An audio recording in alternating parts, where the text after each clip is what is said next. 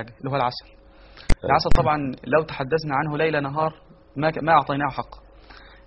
ورد ذكره طبعا في شفاء للناس، وورد ذكره في أحاديث النبي صلى الله عليه وسلم كما رواه البخاري ومسلم: لو كان في شيء من أدويتكم خير ففي ثلاث: في شرطة محجم، أو شربة من عسل، أو كية بنار توافق داء، وأنهى أمتي عن الكي.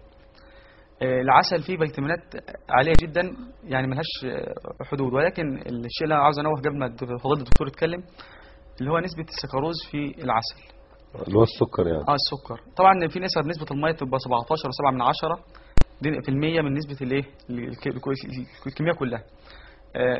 لو قلنا السكروز المفروض نسبة السكروز من 1.6 ل 1.9. يعني حضرتك تقصد ان في تركيب العسل اللي انا بشتريه نسبة السكروز اللي موجود فيه ما تزيدش عن 2/10؟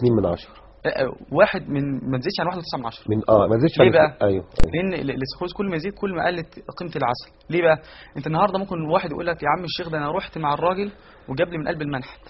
طب الراجل البسيط هيعرف ازاي ان نسبة السكروز وصلت ل 1.9 او زادت او ما زادتش؟ ما يعني دي المشكله الكبيره يعني. بس يعني في الغالب ان هو بيتذوق طعمه، ولو هو حطه مثلا في الثلاجه هو ممكن يعرفها من كده.